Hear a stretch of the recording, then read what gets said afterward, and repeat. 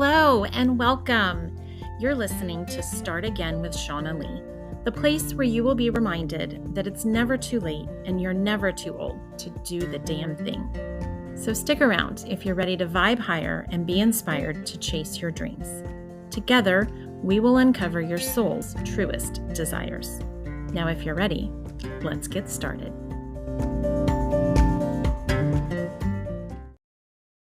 Hello, and welcome back, everyone. I am introducing you to a new friend today. Her name is Jaci. Thank you so much for being here. Thanks for having me. Absolutely. I am so excited.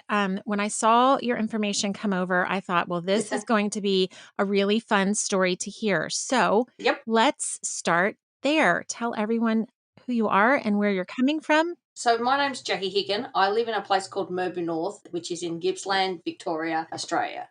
So it's a small country town with like 1,500 people that live in it. It's about 2 hours drive east of Melbourne. So that's where I live with the husband, a couple of fur babies and some chickens on a property. 3/4 of an acre, 3,000 square metres. It's like bigger than a house block where I grow all my own vegetables, cook stuff, run a cooking class, and I also work as a journalist remotely. Yeah, so you are doing both of those things. Yes. You've touched on a little bit, but this first question that I like to ask everyone is, how have you embraced this idea of starting again? I've started again multiple times in my life. The cooking was even a starting again. The journalism, which I've only graduated from my postgrad university at the end of 2021, it seems to be starting again for people that I have to work for, but to me it wasn't actually starting again. It was restarting, if that makes sense. So originally, I grew up not far from where we live in the country. I had this idea that when I was old enough to finish high school, that I was going to move to the city and I was going to work as a television engineer. So we are talking in the late 90s, early 2000s. There's not that many women television engineers. It's not something that women, it's not an industry that embrace women. I think even women don't really embrace women wanting to work in that side.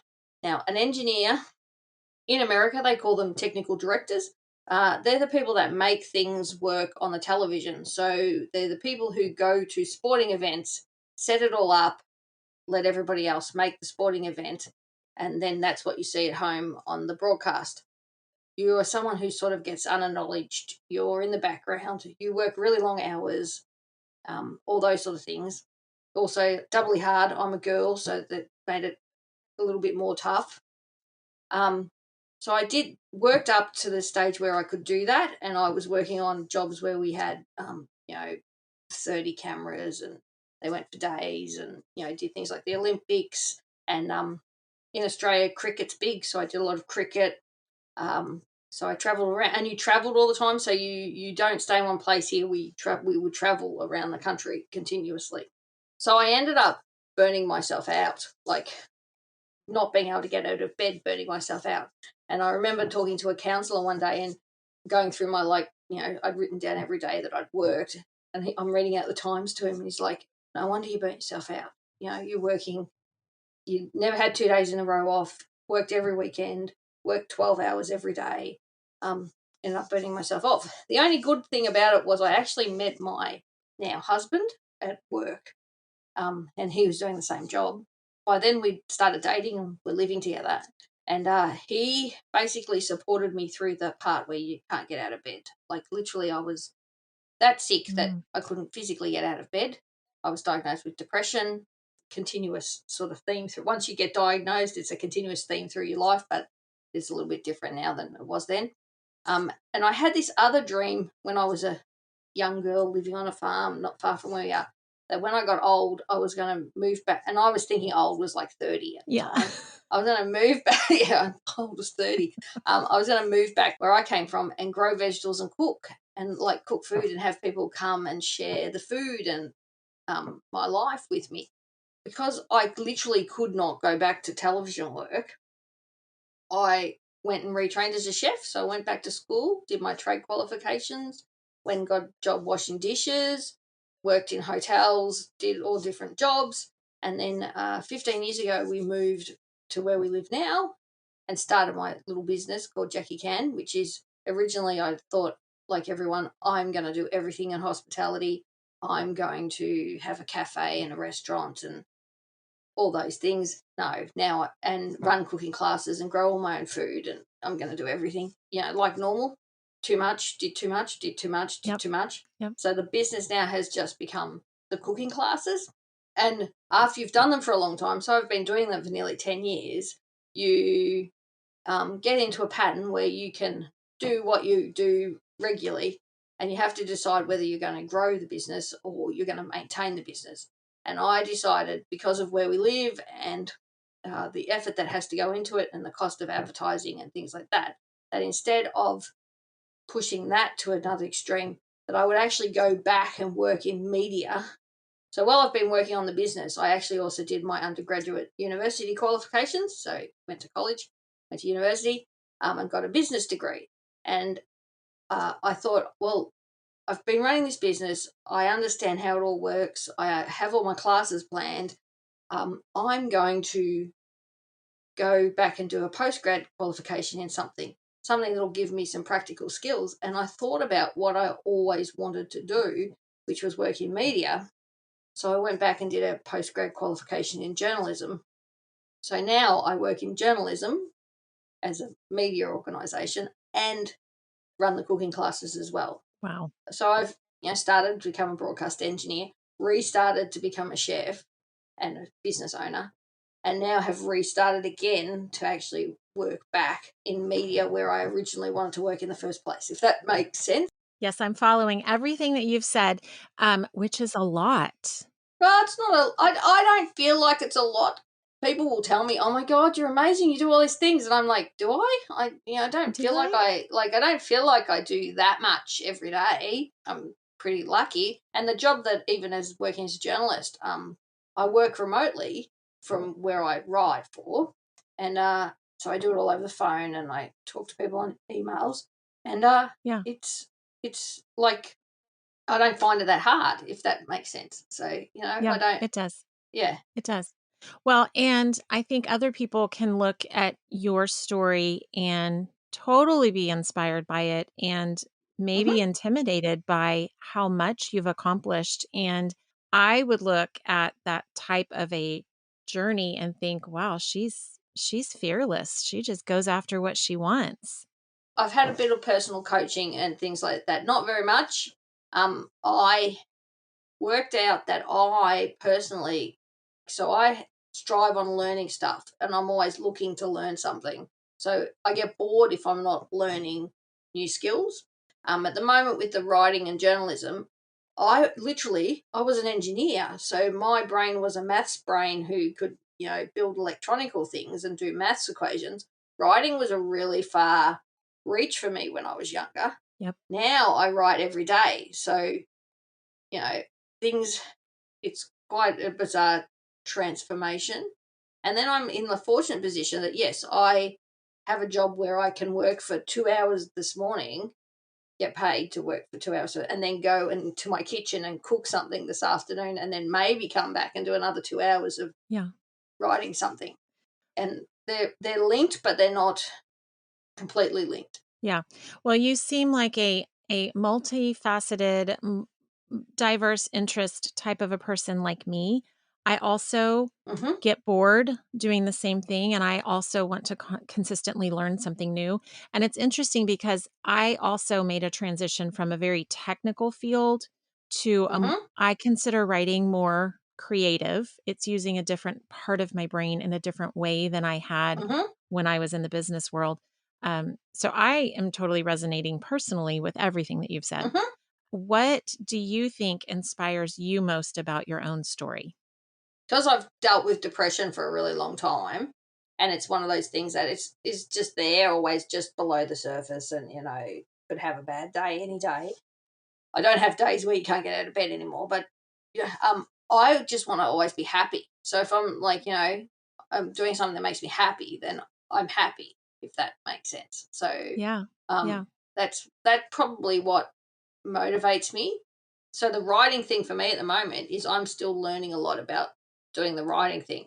Yeah. For me, it was my logical brain went, I didn't realize there was all these grammar rules that Oh, no yes. one had ever explained to me. Now that someone's explained them to me or said, "Oh, this is how they work," I've gone, "Oh, that there was a logic to writing that Oh, for I sure. didn't know existed, and no one actually explained it to me, or I didn't take it in because my brain wasn't ready to take it in at the time." Mhm. Yeah, totally. Oh, yeah, there's definitely, a logical, analytical side of writing. Yep. So when I first wrote my book, well, my first book, I wrote a novel, which is completely Mhm. fictional, creative writing, which is different than a self-help book, which is, like nonfiction writing is just totally different. But the creative, I had to get into the right creative mindset. I needed to be in the flow in order to create these Mhm. stories, from nowhere. And when it came to editing, it was completely the other side of my brain where I had to come and look at it from a very logical, grammar specific aspect. Yep. So I think that's why I enjoyed the process of writing because it allowed me to use both sides of Yep. who I am.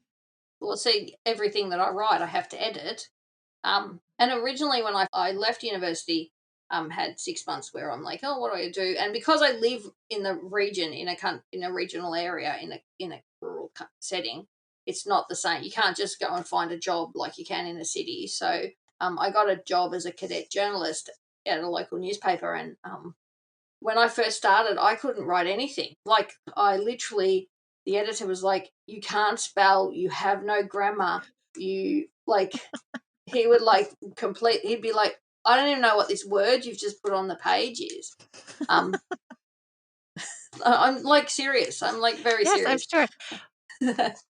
And now, see, and then he left that job and I left that job because it didn't work out for either of us. And I still work for him, so it's still the same person that I'm working for. And now he'll ring me up and like, "What's this sentence that you put in?" Um, I wrote a story about a guitar decorating competition this week, and one of the entries they had given the person a first prize, but they've written, "We don't understand his handwriting. We think his name is something or Uh-huh. JK." It was spelt really badly. So I wrote in the article, considering really bad handwriting, JKY won the competition. And the editor rang me up and went, "What does that sentence mean? Like, can I cut the sentence out?" And I'm like, "Well, yeah, you can. I'm just writing it that they may not have spelt the 15-year-old kid's name correctly in the local Right. paper." Like, I wrote it like that. So he rings me up and says things like that. He doesn't ring me up anymore and go, "You couldn't, what's that word? I didn't understand what you were writing because you couldn't spell it." Now, in saying that, it's also because my analytical brain has worked out ways of helping myself write that I didn't Hmm. have before or I didn't know. So now I can't proofread. Like, I literally struggle reading something off the screen, and I'm not a very strong reader. I've never really been a strong reader. So now I listen back to everything that I write, and I can hear if I've done a grammatical error, and I Yes. correct it that way. So my editor's now surprised. He was like, "I don't know how you've actually worked out how to not give me things with mistakes anymore." So yeah, I've learned how to use technology to help me write my stories better. If that makes sense. Yeah, it does. And I'm picking up on two things in what you've shared. The first I think is the most important, which is when you first started, you weren't very good at it Yes. and you did it anyways. Yes. And you got the job even though you weren't a very good writer in the beginning. Yes. And I think that just speaks to we have to get out and do the thing before we're good at it. Like That's you're right. not going to be good until you've had practice and you've worked at it. This is really a conversation I should be having to my children who my daughter wants to be like, perfect out of the gates. I'm like, ah, baby girl, that's not how this Yep. works. Like you got to work at it. But I know a lot of people who will not apply for the job because they don't think that they're qualified. Yep. It was a great example of you do it and you can still get the job. Well, fortunately for a position, I don't know what it is where you are, but where we are, they prefer to hire journalists that have qualifications as journalists. So that's just how our industry seems to work. The only irony is because I was interested in working in media before, no one told me that's one of the reasons how you get a job is you have the qualification that they want. before. So I've applied for jobs and got to the really to the end of the interview process, and then been told I'm not qualified enough, and I've been like, why was that? Why was that? But now I know that it was because they went, you didn't have qualification. That's okay. I'm over that hurdle.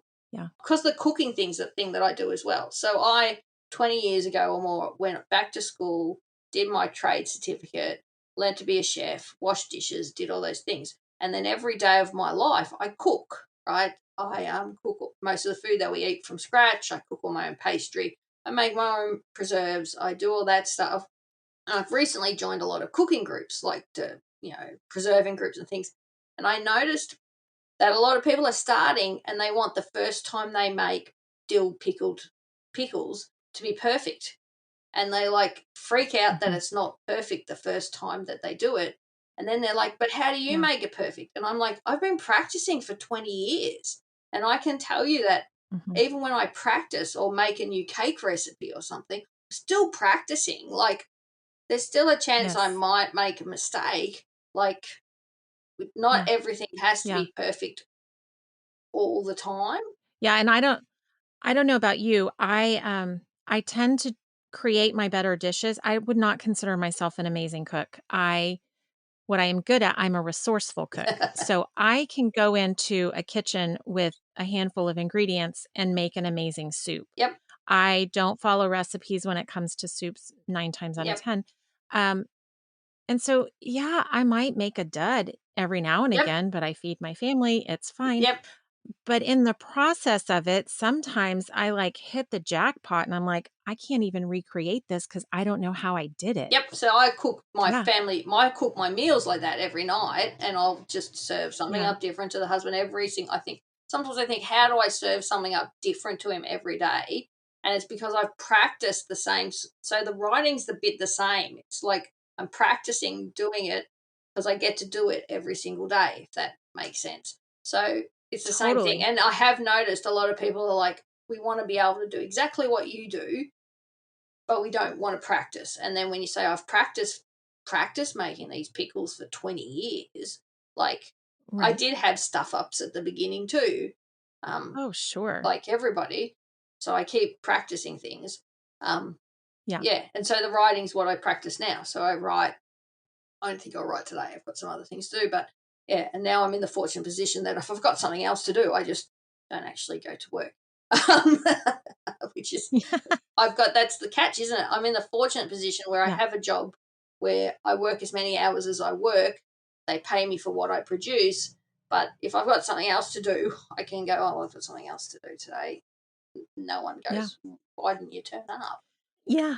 Well, and I think you hit on something that was really important with the writing as well. I had heard this when I was in the process of creating that first novel, was when it comes to editing and proofreading your own work, to print it out and read it out loud, because you always catch stuff when you're hearing it that you can't see it any longer. And I think that was a really great piece of advice I got. Yep. Well, the computer will read it out for me. So I literally go through, read it out. And that's the things that you pick up is you left an S off the end of a word. Those sort of, those sort of little tiny grammar mistakes that if you just read your document, you forget that, you read over things and things.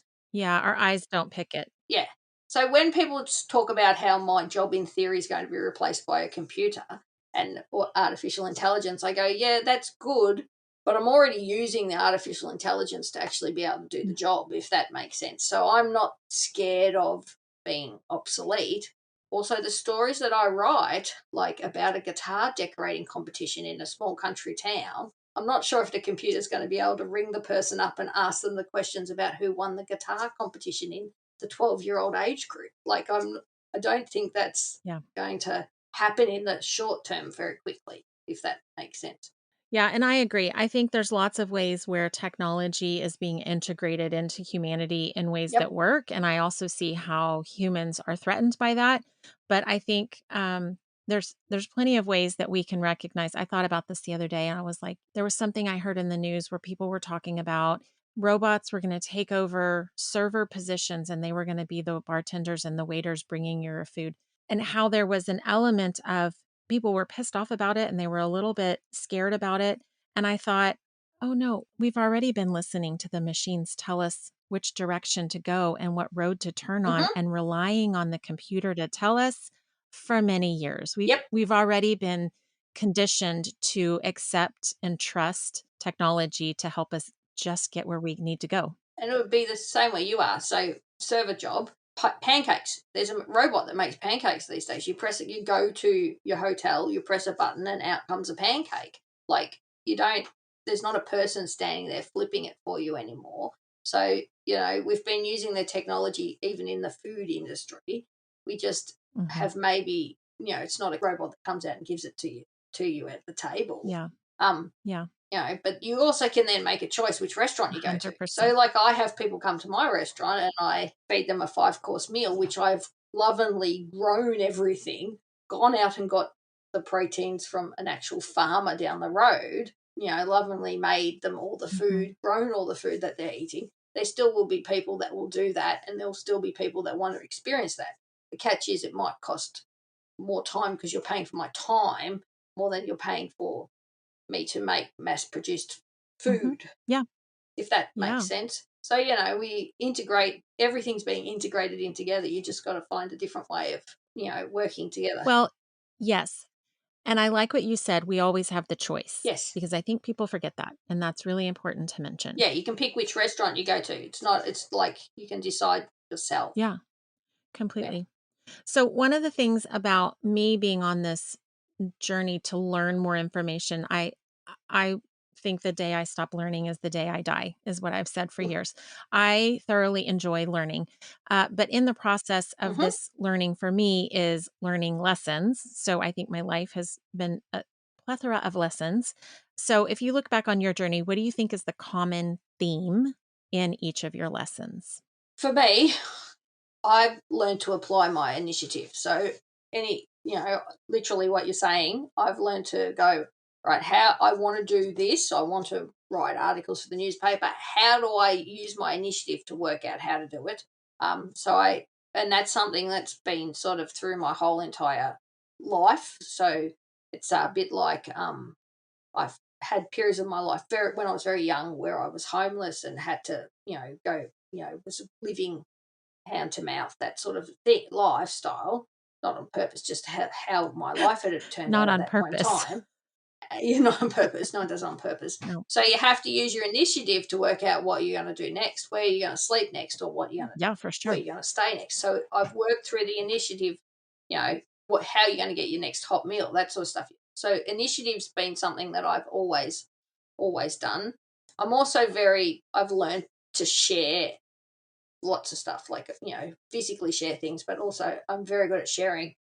A lesson that I learned is I'm pretty very good at sharing my information or sharing my knowledge or um, sharing like my skills with people. So, I'm good at helping other people, or I'm happy to give you the advice that you need to be able to do the same thing, if that makes Hmm. sense. Like, to make whatever it is you want to do a little bit better.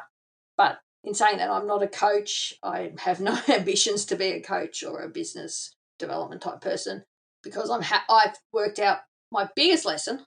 You've just made me realize what the biggest one and I've talked about this a few times with my husband. My biggest lesson is I've learned I'm a practical person. So I don't want to be the person, because recently I've been applying for jobs and they were like, "Oh, you're 50, so you would like be the manager of people and you're going to have to deliver bad news and you're going to have to manage." And I'm like, "No, I've applied to this job because I actually want the job writing the things. Like, I'm the practical person. Like, I'm the person that's going to do Hmm. stuff. I'm not necessarily the person that's going to manage other Hmm. people to do things." And I've probably learnt that that's where I fit, and that I should not be striving to be the person that manages other people. That's just my personal thing. Like, I've worked that out about myself, that I'm going to be the doer, not the implementer. Yeah. I think that's really important for people to hear, though, because I think, especially in this world where we hear, Yeah. everyone's quitting their job and becoming a coach, or how can you start a business or be an entrepreneur or lead the way and climb the ladder, and all the ways that we're Mm-hmm. having people believe they have to strive for more. Yep. At the end of the day, we need people to fill all the Yep. slots of all the things. So we need people who want to be the practical doers, as well as the people who want to manage the people doing the thing. Like, it takes all of us to do the whole thing. Yeah. Yeah. So that's what I've worked out about me is I'm a practical doer. I'm interested in journalism jobs where I'm actually making journalism. I'm not interested in jobs where I'm going to manage other people making journalism, if that makes sense. So Yeah. that's something I've worked out myself. But because of my age and because of my qualifications and my experience and working for yourself and all these different things, I had a job interview not that long ago, and literally they were like, "Oh, you're going to manage the juniors," and I went, "No, I'm applying for this job because you want somebody to do a particular task. I'm happy to do the task. I'm not happy to be the person that oversees the other people doing the task." And I understand that that comes with a pay cut because we pay the people who do the tasks at the bottom of the pay scale a lot of the time. But luckily, I live in a regional area. I have a supportive relationship. I can do all the things and do what I need to do or want to do without having to worry about whether or not I've got a roof over my head or we've got food. Yep. And because we then grow all our own food, I don't think I'm going to ever run out of food. That makes sense in the backyard. It sound like I'm a bit jumbled up with the talking, but literally, I You're do not. everything. No, it's all Does that make making sense? I sense. do everything every day. But Yeah. the only thing I have learned too, though, about doing everything every day is you can only do one thing at a time. So, like, Isn't that the it's truth? like you do everything every day. You can only cook once. Like, I can't cook a cake and be writing an article at the same time unless the article is about cooking the cake. But because my brain will still then, yeah, I've tried to do all the things at the same time. I'm a multitasker, so I can do quite a few different things, but I have learned that one can be the doing task that doesn't take a lot of thought, and the other one can require thought, yep, but they can't both require thought. That's the only way. yep, Like, I can't yep. type an email and also listen to someone talk to me. Like, I can't do two things that require thought at the same time. So, No, I understand that. yeah. So you mentioned the younger you and some of the struggles you've gone Hmm. through. When you think back to the younger version of you, what advice would you give her? Just keep at it. It's not as bad as you think it was. Well, it was pretty bad then, but it's not as. See, I grew up on a dairy farm, and I'm the oldest child of like 7 kids. Mm. So when you're the oldest kid, you get Oh, wow. Big family. more responsibilities than say the younger kid. My younger sister says to me regularly, Yes, you "I do. think you spent a lot of time raising me, didn't you?" And I'm like, "Probably yes." She's now, she's now 35 and has 2 kids of her own. But yeah, so that so the younger self needs to know that it's not that bad in the end. Things will work itself out. You will get out of the hole that you think that you're in, and you'll learn where you fit in everything. Yeah. So, and you'll end up where you want to be. So it just took me it just took me 30 years or 40 years to get there, but you'll end up where you want to be. Piece of cake. No big deal. It's true. It is true. I love that. So, when you look forward to your next endeavor or where you're going from here, what do you now believe is possible for your own life? Um, I possible for my own life. I'm in this crossroads. Do I, because I'm 50 and in Australia I'll have to work till I'm 68 or something, unless there's health problems or there's and I don't have a huge amount of money, so I'll have to work for a long time. And part of me is like, do I make a decision now that my husband's a bit older than me, that we give up and we go traveling and we become what's called a grey nomad and we live, hand to mouth and spend it and enjoy the rest of our lives, or do I spend the next 10 years building a career and going back into media and working full time and building my networks and doing all those things? So Mm, I'm in this position right now where I'm trying to actually work out which way I should go, if that makes sense. mhm. I'm not going to ask anyone to help me work that out. I just have to work that out myself. Like, I'm not going to get someone to come in and go, well, let's review your life and work out where you fit and which direction. Yeah. I just have to work out. So it's to the extent where I've started looking for jobs that I really want to do, for example, because I have to work for the next 10 years. Yeah. And if I get one of them, I'm going to go and do it. So I've always wanted Yeah. to be a television producer. This sounds it's very pie in the sky thing. So I've started applying for jobs, which may mean I have to move out of home and go live in the city. But the husband's fine with that. We've got a pretty good relationship. I'm like, yes, I won't have to cook dinner every night. So I'm looking for. I'm in the bit where I'm like, well, I have the. It's not the resources, but I sort of have the resources, or I have the headspace to do exactly what I want to do. So I'm going to go off and do it. Doesn't mean it'll happen, but why not? Why not? I love it. It does. And I have to work for at least 10 years of my life, so I might as well do something I like. Absolutely. Yeah. Oh my gosh, I tell everybody this. I don't care if you've got 2 years left or 2 decades left. You might as well be doing something you love. Yes. So that's how I'm looking at it. It sounds really sort of weird.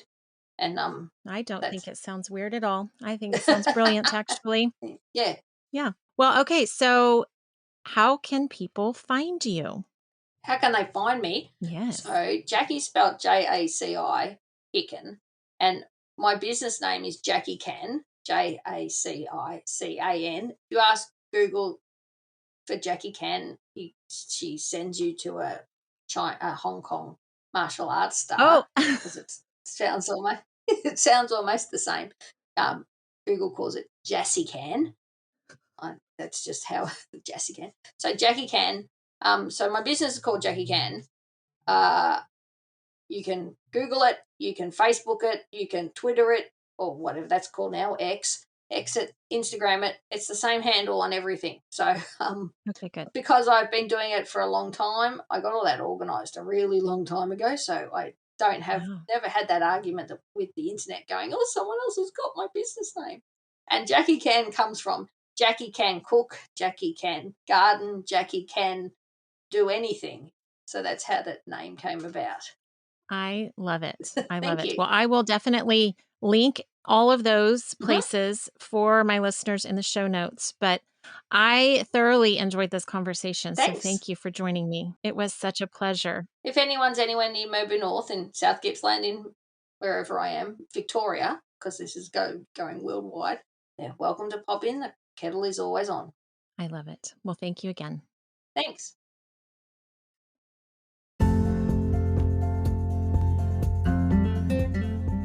Okay, listen. Are you struggling to find what your true purpose really is? You should try journaling. At the very least, it will get you to a better feeling place than where you are right now. I've created a set of journal prompts to get you on your way to discovering who you truly are and where you want to go from here. My free download is called Journal Yourself to Joy, and it's available at shaunalee.com under Free Stuff. These are my tried and true journal prompts that will raise your energy, increase your positivity, and brighten your day. Download yours today.